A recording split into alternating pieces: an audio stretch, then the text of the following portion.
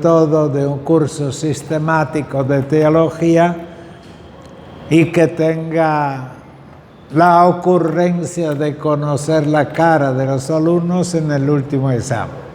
Ok, esta será escrita en la historia de la UCAP y en la historia de este curso de teología. ¿Está clarito o necesitan explicaciones? ¿Está claro? Bien, entonces les agradezco de antemano todo lo que hacen ustedes para ser como los canales entre ustedes y los que en cambio siguen el curso vía remota. Hoy el programa de hoy es ver de nuevo una tesis, repasarla de nuevo, o sea, la tesis número 8. Entonces, para los que se unen hoy, especialmente mi amigo allá, Pedro, es bueno que sepas que hemos visto 8 temas. Hoy el 8º y el 9º hoy también. Naturalmente hoy voy más deprisa. Tú tienes los textos, ¿verdad? Ah, bueno, eso ya ayuda enormemente.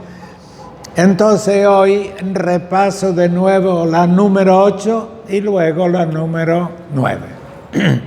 La número 8 les dije ya que se trata del Vaticano I.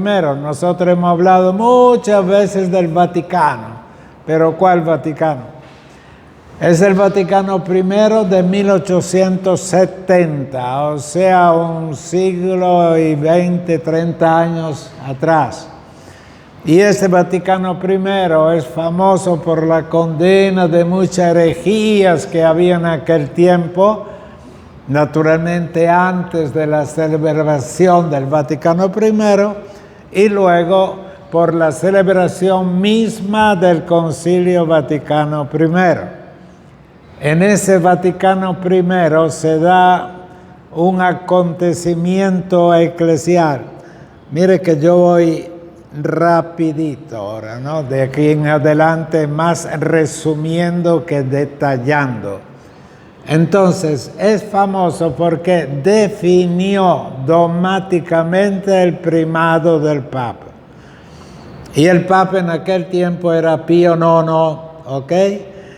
Y luego, al final, además de una definición de los principios del primado del Papa, hay una definición dogmática propiamente dicha. Y esa definición dogmática es sobre la infalibilidad del Papa y naturalmente, consecuentemente, también del concilio.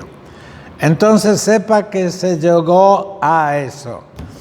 Y ya les había hablado de las señales que había que se estaba preparando algo fuerte. ¿Cuáles eran los acontecimientos? El primer acontecimiento era la unidad de Italia. Italia por 1000 años siempre estuvo dependiente en forma dividida de otras naciones, especialmente del Imperio Austrohúngaro, que era Austria, y luego del Reino de Francia y finalmente el Reino también de España y una partecita, digamos, del Piemonte que era independiente. Todo eso confluyó después de 2, 3 guerras de independencia. Recuerden también Venezuela tuvo su historia de independencia desde 1810 más o menos hasta el 20, 30, etc. Un poco antes, naturalmente, de estos acontecimientos del papado y de Italia. Y entonces todo eso confluyó a una independencia total. Y quedaba solamente un pedacito, el pedacito era el Vaticano. Hicieron una guerra como para justificar jurídicamente la toma de posesión de todo el territorio italiano de parte del Reino de Italia y terminó la cosa. O sea que la Santa Sede, después de 1000 años, perdió el territorio de la Santa Sede. que había poseído a través del 800 después de Cristo por la concesión del famoso Pipino, etc. Y el Papa era al mismo tiempo Papa y Rey. ¿Ok? Las dos realidades juntas. Y había pues porciones enormes de Italia, especialmente todo el centro de Italia, pertenecía pues al Vaticano y pertenecía al Papa como máximo rey. Esa realidad fue cambiada radicalmente, pero no es solo un hecho político, es un hecho como comprender ahora la libertad del Santo Padre en otra situación política, en que él ya no era rey, no era autoridad civil, ¿ok? Y su reino se reducía a 1 kilómetro cuadrado, como es actualmente. Y luego tenía entre su gente, etcétera, actualmente, si no me equivoco, los habitantes reconocidos como ciudadanos del Vaticano son unos 1.200 y tal, con todos los derechos típicos de esa realidad. Entonces, ¿cómo autocomprender el poder del Papa si ahora ha perdido todo? ¿Y cómo se explica que él se queda solo con el poder espiritual? ¿Y cómo él ejerció a lo largo de 1000 años su don de ser el Padre espiritual y jurídico también de toda la Iglesia Católica del mundo? Todo eso hay que recomprenderlo. No hubo antes definiciones dogmáticas sobre esto, aunque la praxis del ejercicio petrino, como decía Benedicto XVI cuando renunció, yo renuncio al ministerio petrino. Entonces les había dicho, en lo que ustedes supongo hayan copiado o imprimido como los textos del Vaticano I. ¿Se acuerda que lo tienen eso? Ok, entonces les leo de nuevo solo los títulos y el canon para cada capítulo. ¿Se acuerdan? Entonces, Constitución dogmática del Vaticano I sobre la Iglesia de Cristo. Entonces ustedes van a la página siguiente. Y en la página siguiente, en el número que está al lado, el número 1821, se dice lo siguiente. Dice que la Grey Católica proponer con aprobación del Sagrado Concilio la doctrina sobre recuerden lo que se va a dogmatizar. Se dogmatiza la doctrina sobre la institución, o sea, cuándo comenzó y quién comenzó. Perpetuidad y naturaleza, o sea, que el primado no es por un día, sino para el futuro. Y luego naturaleza, ¿en qué consistió? El Papa es infalible cuando habla sobre qué, ¿ok? Y luego el primado apostólico como definición. Para que sea creída y mantenida por todos los fieles, según la antigua y constante fe de la Iglesia Universal. Se han hecho estudios recientes de todo el primer milenio también en un contexto ecuménico últimamente. Y luego dice, según la antigua constante, y a la vez proscribir quiere decir condenar, ¿ok? Proscribir y condenar los errores contrarios, en tanto grado perniciosos y el relato del rebaño del Señor. Ok, esta es la introducción al dogma. Ahora vienen los 5 capítulos. Capítulo primero, la institución del primado.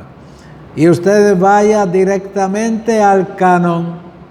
Y el canon corresponde al número 1823. ¿Me siguen o no me siguen? 1823. se define la institución. Dice, si alguno dijere que el bienaventurado Pedro apóstol no fue constituido e instituido por Jesucristo, príncipe de todos los apóstoles y cabeza visible de toda la iglesia militante, en ese tiempo se usaba una terminología que para nosotros es extraña. Llamar a la iglesia como una asamblea militante me sabe a un ejército. Y naturalmente esta terminología en aquel tiempo se usaba porque por 1000 años el Papa había sido un rey. Ok, hoy ni hablar. Cuando se usó en el Vaticano II, en el esquema de la iglesia, la terminología militante, enseguida los 2000 padres gritaron, ¡no! Y el término fue eliminado. O que recibió directa e inmediatamente del mismo Señor. Por eso es instituido. No es una creación humana. Solamente, y que recibió de Dios a través de Jesucristo la institución del primado. Solo de honor, lo que dice que es solo de honor, pero no jurídicamente, pues que sea anatema. Ok, este es el primer punto, y lo que ustedes deben recordar es el canon, ok, el resumen de todo eso. Segundo capítulo se refiere a la perpetuidad. ¿Qué significa perpetuidad? ¿Es solo para Pedro o para los que siguen a Pedro? Y quienes tenían, en cierto sentido, según la costumbre de aquel tiempo, de seguir la autoridad del predecesor. La iglesia tenía esta costumbre y la sociedad civil también. Y consistía en este caso que el primado dado a Pedro va a ser atribuido a todos sus sucesores. Y eso es parte de la definición. Y vean ustedes la definición en la página siguiente, en el número 1825. ¿Me siguen? Entonces ahí se dice, si alguno pues dijere que no es de institución de Jesucristo mismo, sino de cualquier otro, por ejemplo, que los apóstoles se hubiesen puesto de acuerdo y que hayan elegido a Pedro y que hayan luego votado diciendo, y todos tus sucesores serán aquellos que te van a suceder en este cargo. Nada de eso. De derecho divino, sea directamente de Cristo. Y el bienaventurado Pedro tendrá perpetuos sucesores en el primado sobre la iglesia universal. O sea, sobre toda la iglesia. Y en aquel tiempo había ya divisiones, lamentablemente, pero al comienzo no era así. O que romano pontífice no es sucesor del bienaventurado Pedro, sea anatema. Por eso, el caso extraordinario de Benedicto XVI, cuando renunció, ¿qué dijo? Yo renuncio al ejercicio del ministerio petrino, por motivos personales. Y naturalmente tenía que haberlo dicho explícitamente y renunciar. Y una vez que renunció, bueno, ustedes son jóvenes y se acuerdan, por decir así, la que se armó en el mundo católico, interpretaciones equivocadas, etcétera, etcétera. Pero la cosa era clarísima y el Papa lo había pensado, y luego se supe que lo había pensado como 3-4 meses antes. Y hubo que sus asesores lo frenaron. Y el que lo frenaba sobre todo era el cardenal Bertone, salesiano, que era el segundo en autoridad, el secretario de Estado. Y no hubo manera. El Papa dijo, mis fuerzas ya no me dan para este peso. Y se admiró su humildad y su sinceridad. Entonces, institución. Y luego de la institución vino la perpetuidad. Y ahora viene la naturaleza. Naturaleza significa, pero por fin, ¿en qué consiste? Cuando el Papa es aquel del cual en cierto sentido se dice, ya dijo eso y punto, no hablemos más. Entonces la naturaleza, y eso está en el capítulo 3, y al final está el canon en el número 1831, ¿ok? Y dice así, así pues, si alguno dijere que el romano pontífice, hoy en día cuando se dan sentencias en un concilio, nunca se comienza así. Si alguno dijere, es como decir, ahora te voy a condenar, no te vas a escapar. Y en efecto, las 5 afirmaciones son condenatorias. El Vaticano II tiene un lenguaje absolutamente diferente, no contradictorio, sino diferente. Lo dice todo en forma positiva. ¿Okay? Si alguno dijere que el romano pontífice tiene solo deber de inspección y dirección, diríamos en términos salesianos, de animación, pero no como quien manda y punto, pero no plena y suprema potestad de jurisdicción sobre la Iglesia universal, no solamente sobre un conuco, ¿ok? No solo en las materias que pertenecen a la fe y a las costumbres, sino también al régimen, a la disciplina de la Iglesia difundida por todo el orbe, que tiene la parte principal, pero no toda la plenitud de esta suprema potestad. Fíjese cómo sacó de la máxima autoridad que tenía el cardenal encargado del dicasterio de los santos y de los beatos, etc., a través de su autoridad. O que esta potestad de autoridad suya no es ordinaria e inmediata, o sea, solo delegada. La autoridad delegada nunca es plena. El que detiene la autoridad no la delega normalmente, a menos que haya una enfermedad u otra cosa. Tanto sobre todas y cada una de las iglesias, como sobre cada uno de los pastores. La actitud del Papa contra el cardenal Bechú hace poco, hace 2 meses, mes y medio, se refiere a la intervención sobre esa persona. Y hasta el punto que le dice, aunque usted es cardenal y de por sí tiene derecho a participar en un próximo cónclave, yo le quito también ese derecho. Y se lo quitó. Faltaba solo que le quitara también el nombre de cardenal. Y así hizo que le quitó hasta el nombre de cardenal al ex cardenal de Washington por problemas especialmente morales. Todo esto se dice, sea anatema el que niega esto. Y ahora viene el cuarto, y el cuarto es el punto culminante. Pero este Papa tiene solamente autoridad cuando habla de fe y de moral. O sea, si habla de mecánica, por ejemplo, sabe cuánto sabe cualquier otro, no digo mecánico especializado, sino ciudadano. Uno de los primeros días del Papa trató de ir por aquí, por allá y conocer un poco el Vaticano, y se le ocurrió primero que todo de visitar el taller mecánico, o sea, para mantenimiento de todos los carros, etc. Esa cosa la puede hacer hasta William, así que no hace falta ser Papa para eso, ¿ok? Entonces es sobre temas de fe y sobre temas morales, costumbres. Y entonces llegamos a la definición de la infalibilidad. Recuerde que yo en el examen final no puse, estaba esto en la lista que había dado de 10 temas, ¿verdad?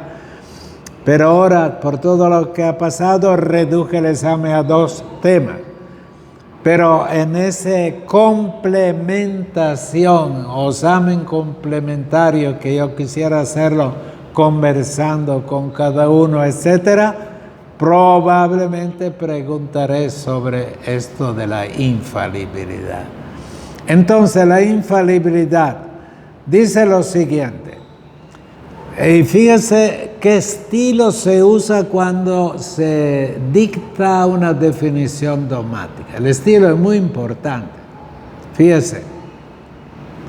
Mas como quiera que estamos en el número 1838. ¿Estamos?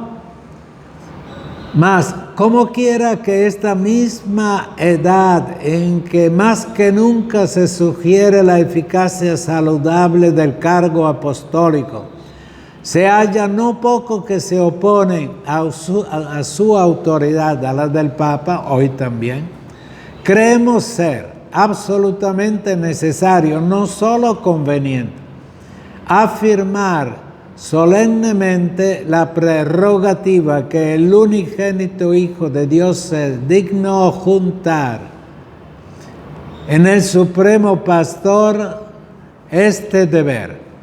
Así pues, antiguamente una definición dogmática el Papa lo hacía siempre en plural, estilo y nada más, pero el nos es él, ¿ok? Siguiendo la tradición recogida fielmente desde el principio de la fe cristiana. Acabo de decirles que han hecho un estudio, una comisión especializada de cómo se ejerció el primado del Papa desde el primer siglo hasta hoy. Para gloria de Dios Salvador y para exaltación de la fe católica, no para su gusto personal, y salvación de los pueblos cristianos, con aprobación del Sagrado Concilio. Él está en un concilio. El Papa puede tomar esta decisión infalible también fuera de un concilio ecuménico, pero prefieren tomar la decisión en un concilio. El concilio anterior, ¿cuál fue? Trento, 5 siglos antes. Y otro concilio antes eran de la Edad Media, especialmente el concilio Lateranos. Y luego se va al primer milenio, los famosos 7 concilios cristológicos que ustedes estudiaron, ¿ok? Entonces el concilio es un hecho extraordinario. Fíjese los verbos que usa ahora, fíjese bien. Primero que todo, la aprobación del concilio. Luego, enseñamos, o sea, el Papa dice, yo enseño, ¿ok? Enseñamos y definimos. En deporte se usa mucho la palabra definición. ¿Qué significa? La conclusión. ¿La? Definición es el último que... Definición significa gol. Este es lo último, punto. Entonces él da una definición, no da una opinión. Es ya lo último, ¿ok? Definimos ser dogma divinamente revelado. Entonces la palabra dogma significa verdad definitiva, ¿ok? Divinamente revelado, ¿qué? ¿Cuál es el texto ahora? Fíjese bien, que Romano Pontífice, romano no por Roma, sino por ser la iglesia local regentada por el Papa. O sea, el jefe de la iglesia de la ciudad Roma era el sucesor de Pedro. ¿Y por qué era el sucesor de Pedro? Porque Pedro, ¿dónde murió? En Roma. ¿Y cómo murió? En la cruz, bien derecho o al revés. Pobre hombre. Fíjese bien, todo el poder habido y por haber, definido dogmáticamente, y él humildemente les rogó que lo crucificara cabeza abajo. Son cosas increíbles. Ser dogma divinamente revelado, que el Romano Pontífice, cuando habla ex cátedra, cátedra es por ejemplo, yo soy catedrático, por últimos meses, catedrático de eclesiología. O sea, las diferentes facultades que hay en una universidad, cada facultad comprende una cátedra, la responsabilidad de un departamento, etc. Por ejemplo, el Padre Trigo de Cristología, yo de Eclesiología, etc. Entonces, cuando hablas cátedra, significa cuando da una definición solemne, ¿ok? No barata.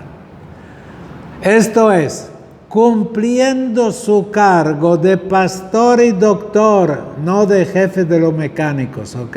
De todos los cristianos. Define la palabra, define.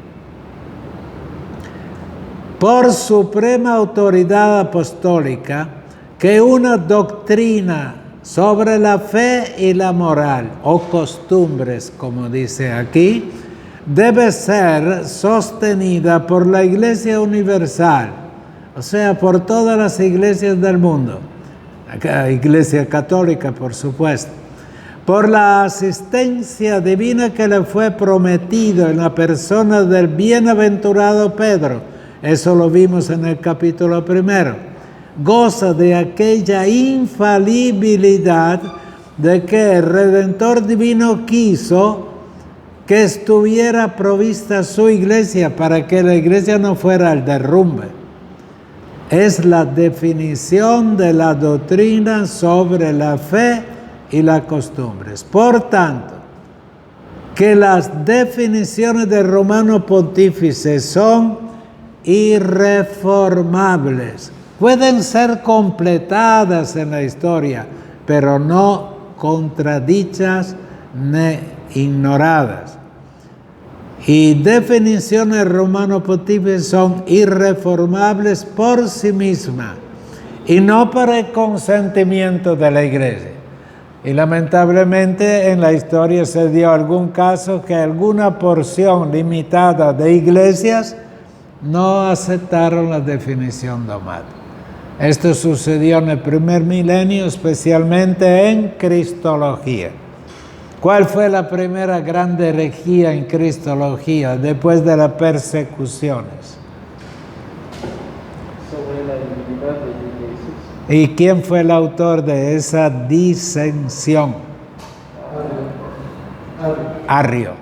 Y luego en el concilio siguiente, que se llama Éfeso, y sobre todo Calcedonia, otro hereje negó más o menos lo mismo, pero en otra forma.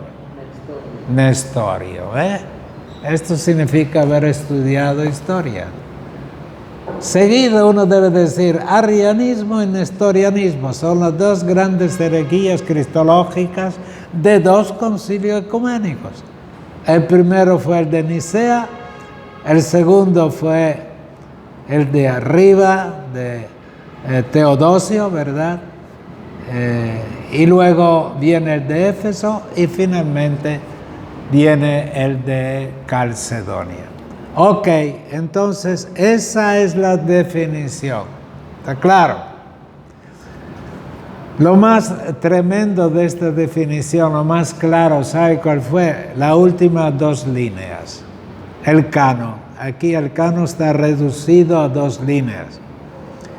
Y si alguno tuviera la osadía, dígame otra palabra en cambio de osadía. Atrevimiento. Lo que Dios no permita de contradecir a esta nuestra definición sea anatema. O sea, no repite de nuevo qué cosa, etcétera, sino la sentencia final. Esta ustedes deben saberla. Yo en mis tiempos me la aprendí de memoria, pero ustedes pertenecen a otra época. Pero si vienen al examen y ni saben el contenido de esto, entonces ahí no marchamos. ¿Está claro? Y con esto yo termino el tema número 2.8. ¿Ok? tema 2.8 comprende el primado comprende 4 cánones, y luego, después del primado, viene la definición dogmática o infalibilidad, y este también pertenece al último canon. Diga. No sé si se puede afirmar que la iglesia, a menos de ese tiempo, la podemos decir que era como cerrada al diálogo y por tanto nada ecuménica. Ciertamente es así, pero esto se lo explicaré en la tesis sobre ecumenismo. Y la tesis sobre ecumenismo es la penúltima. O sea, la última tesis, si ustedes tienen el programa de eclesiología ahí, aquí el programa, ¿verdad? La tesis número 5, ¿cuál es el título del tema? ¿Tienen la lista de los 7 temas?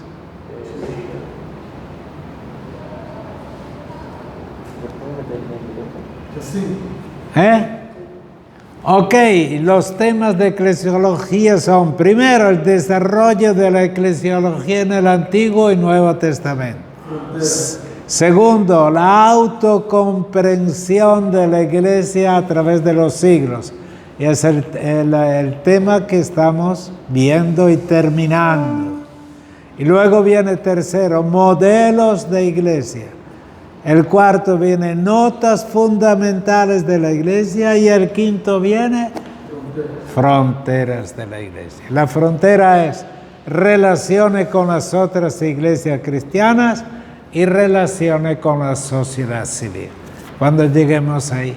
Ahora, es evidente que el Vaticano I se encontraba en una etapa histórica de confrontación y divergencia interna en el cristianismo y sobre todo con el Estado y las ideologías. La metodología no fue diálogo.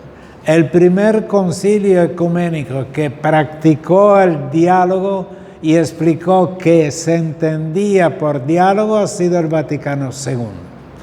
Y hay que entender bien qué significa diálogo, y eso lo vamos a explicar. Normalmente no significa lo que se dice en la calle. ¿Okay? Bueno, ¿alguna pregunta? Estas son las cosas esenciales del tema 2.8.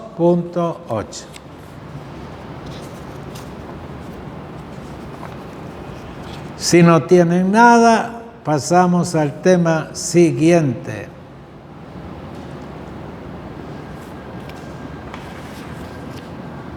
El tema siguiente es el tema 2.9. ¿Ok? 2.9 significa en vísperas del Vaticano II.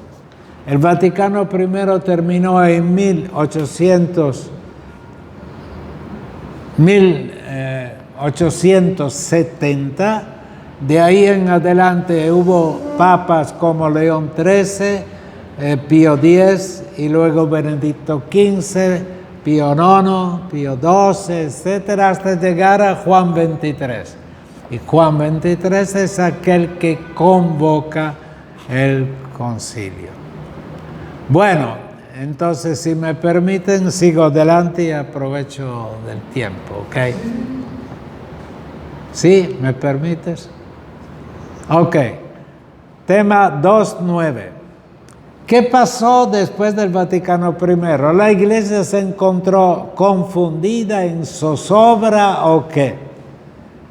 Fíjense bien que todos los católicos de Italia, por la definición dogmática dicha, etcétera, tenían prohibición de hacer cualquier trabajo a favor del Estado y entrar en el gobierno. ¿Por qué? El gobierno italiano, por lo que hizo, fue declarado esquismático, ¿ok? Y de tal manera que no se consideraba que estuviera en comunión con la iglesia. Y entonces los que se unían al gobierno en la administración como tal, eran prácticamente considerados como traidores.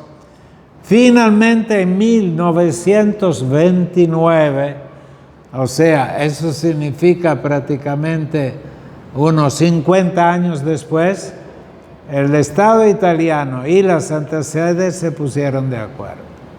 Y dijeron, bueno, ¿qué hacemos ahora? Reclamarlo Estado Pontificio, otra cosa, es absolutamente impracticable.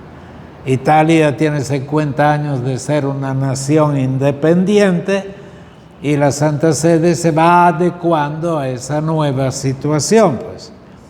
Y entonces ahí se oyó unas palabras que maravillan uno porque finalmente se pusieron de acuerdo. La Santa Sede le reclamó a Italia las posesiones, deudas, etc. Y a Italia pagó de contado, naturalmente, una compensación. Y luego un acuerdo de tantas cosas y luego que la propiedad del territorio del Vaticano, como decía, 1 kilómetro cuadrado, etc., quedara intocable. Y que Italia nunca se metiera en la autoridad del Papa y que tuviera presente la infalibilidad. O sea, se llegó a un acuerdo, se llama los Pactos Lateranenses. Laterano era la antigua sede del papado. Es una de las basílicas principales de Roma y allá fue firmado este tratado.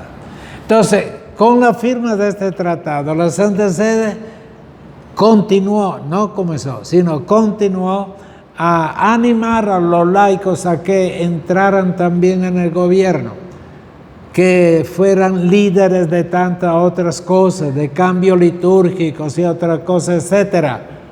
Y entonces prácticamente surgió un nuevo tipo de animación pastoral. Y hay muchas cosas, aquí les indico, fíjense bien. El siglo XX es denominado teológicamente el siglo de la Iglesia. Se va por la eclesiología, porque en el Vaticano I no hubo tiempo a hablar de eclesiología.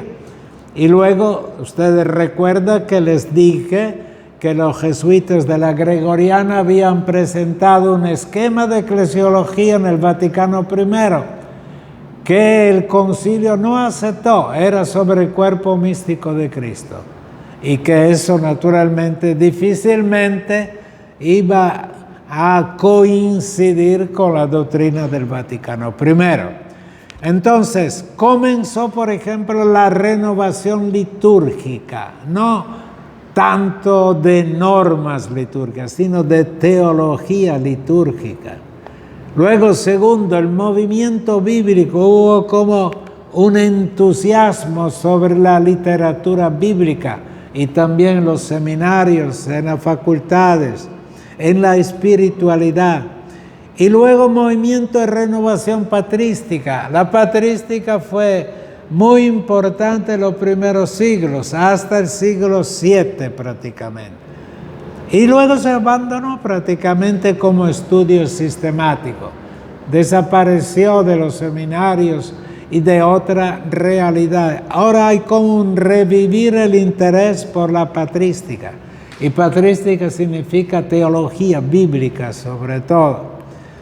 Y luego movimiento ecuménico. Por primera vez en la historia, después de 20 siglos, no se habla ya, si alguno dijere, anatema, sino ¿por qué estamos divididos? En el Vaticano I fueron invitados los más grandes autoridades de las iglesias protestantes como invitados. Y el Papa había añadido la frase, los invito para que vuelvan a redil. Cuando vieron eso, volver a redil, ninguno aceptó la invitación. Y en cambio en el Vaticano II culminará la invitación con, venga, vamos a compartir la misma fe, con la divergencia, etc. Y más de 200 pastores protestantes estuvieron presentes en todas las discusiones de 5 años, naturalmente sin votar, y tenían derecho a la palabra, a la opinión. Entonces cambia totalmente. En cambio de la metodología ecuménica, que era yo tengo la verdad, soy la sola iglesia verdadera, regresen. Esa es la metodología de retorno, de la conversión. Y va a ser sustituida poco a poco, pero no eliminada, va a ser sustituida con la teología de la convergencia. ¿Por qué no estudiamos de nuevo todo este problema del ministerio que nos dividió? ¿Por qué no estudiamos de nuevo, pero juntos y rezando juntos, todo el problema de la salvación? Si depende totalmente de Dios, sin nosotros dar un mínimo de cooperación, etcétera, o al revés, según el Vaticano, el Concilio de Trento. Entonces, una renovación de estudios de la teología, pero hecha, digamos así, codo a codo, no separados y sin hablar en contra. Y esta es la metodología del diálogo. Diálogo significa, solo para comenzar, diálogo significa, hay 3 o 4 participantes. Estos participantes son sinceros y quieren dialogar y llegar a la verdad. No quieren llegar a ser todos católicos o a todos evangélicos o a todos, etc. No, llegar a la plena verdad en Cristo. Y para eso tenemos que dinamizar nuestra vida, nuestros estudios, todo. Estudiar juntos. Y luego en las universidades tener facultades interactivas, etcétera, o sea, todos juntos, como han hecho los papas últimos después del Vaticano II. Y naturalmente esto cambia totalmente también la manera de estudiar teología.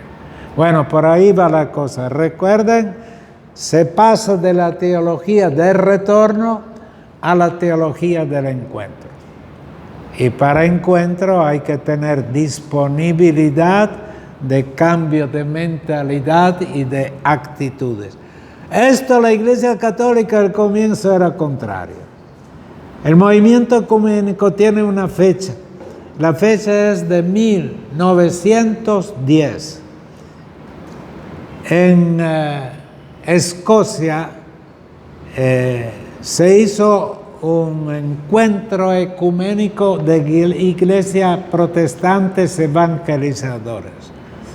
Y ese encuentro no llegó a buena conclusión, porque en cambio de hablar de nuevos métodos de evangelización, a un cierto punto, un misionero recién convertido de catecúmeno pasó a pastor, etcétera, dijo: mis buenos hermanos, yo represento a las iglesias jóvenes, recién convertidas, recién creadas por ustedes en países de misión.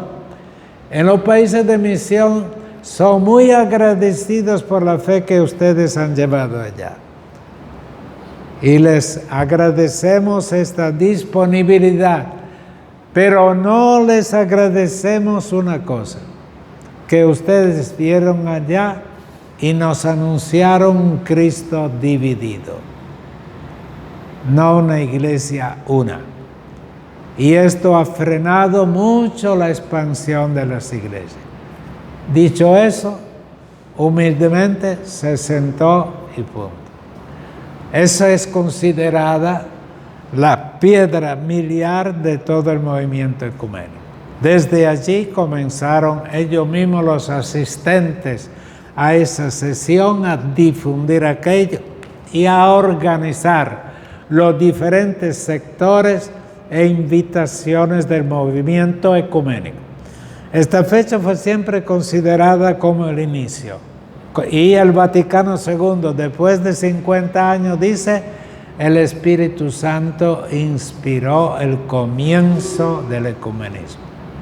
Y al comienzo la Iglesia Católica por más de 30, 40 años se mostró siempre reticente frente al ecumenismo, porque veía en el ecumenismo el peligro de que la Iglesia Católica cayera en prácticamente un pragmatismo eclesial y que estuviera como renunciado a creerse la Iglesia verdadera.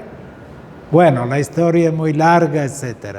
Sin embargo, finalmente, después de tantos hechos, etc., en el Vaticano II se elabora una comisión de ecumenismo. No solo, se elabora también el texto sobre ecumenismo, y el texto sobre ecumenismo fue aprobado casi a la unanimidad.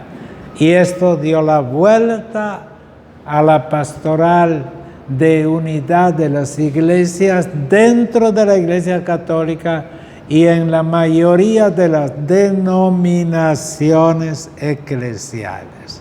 Bueno, entonces aquí vienen muchos estudios eclesiológicos antes del Vaticano II.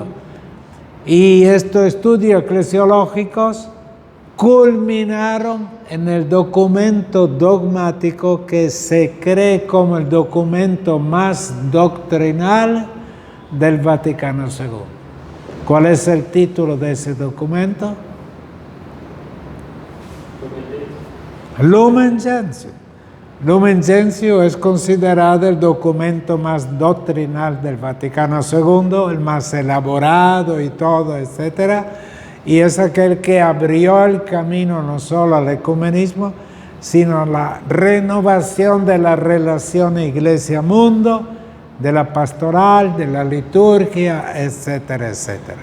O sea, lo que era impensable en el Vaticano I se realizó con abundancia de datos en el Vaticano II.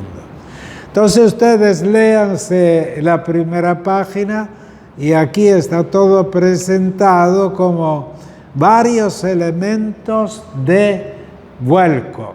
Entre otras cosas, parece también novedoso el hecho de que la famosa eclesiología del cuerpo místico de Cristo, cuyo esquema había sido presentado en el Vaticano I por la Universidad Gregoriana de Roma, o sea, por los jesuitas, y que fue bochado.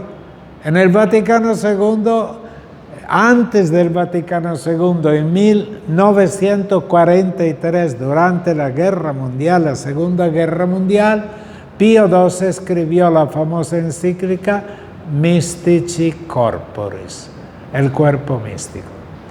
Entonces, quien tenía buena memoria y todavía estaba vivo, recordó pues que eso fue no admitido en el Vaticano I. Y en el Vaticano II abrió las puertas a una eclesiología de cuerpo místico. Y eso fue el canal para que fuera luego aprobado en el Vaticano II. Bueno, aquí está, hacia la mitad de la página, un verbo muy importante, que quienes estuvieron conmigo al comienzo, no sé si estabas también tú, recibieron la explicación. ¿Cuál es la diferencia entre la Iglesia Católica es la Iglesia verdadera o la Iglesia, en la Iglesia Católica subsiste la Iglesia verdadera? ¿Tú estabas? Ok, esa fue la palabra clave. Ayer leí una síntesis de un libro de ecumenismo y era todo el comentario sobre este verbo y lo que significó este cambio copernicano dentro del marco de la eclesiología. Y aquí tienen los aspectos positivos y aspectos críticos de la preparación al Vaticano II. Y venimos así a la página 19 de estos apuntes. Ustedes deben tener presentes aquí unas fechas y unas denominaciones claves. Y no me abundé mucho porque todas las tesis que hemos ya visto y estamos estudiando son todas directa o indirectamente relacionadas con el Vaticano II. Entonces, síntesis. Ciertamente la Mystici Corporis MC representa un esfuerzo importante hacia una nueva complementariedad y armonía.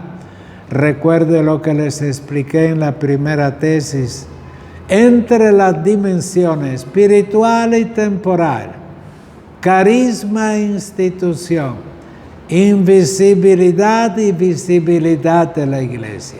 Siempre las dos dimensiones van juntas, pero ni la institucionalidad culmina solo en la parte visible, ni la invisibilidad absorbe toda la parte invisible.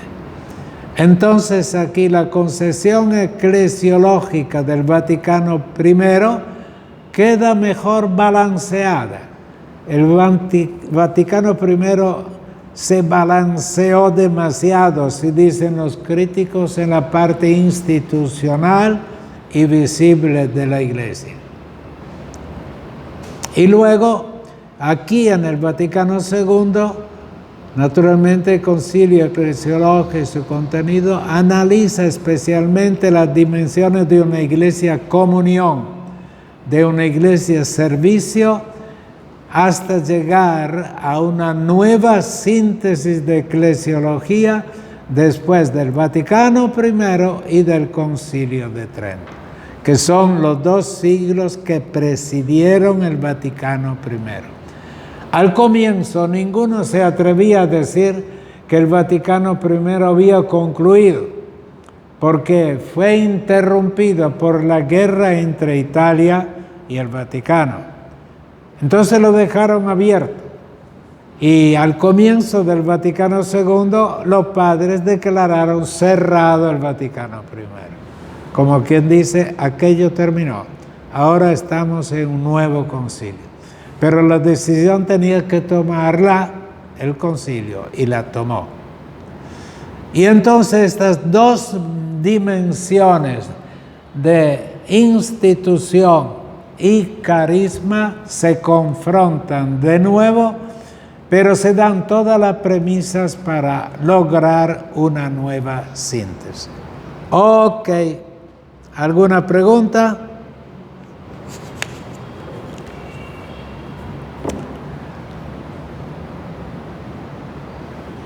Bueno, ustedes tienen el inconveniente de no haber vivido el Vaticano II. Y entonces yo tuve la suerte durante el Vaticano II de estudiar la teología. O sea, el Vaticano II comenzó en 1962.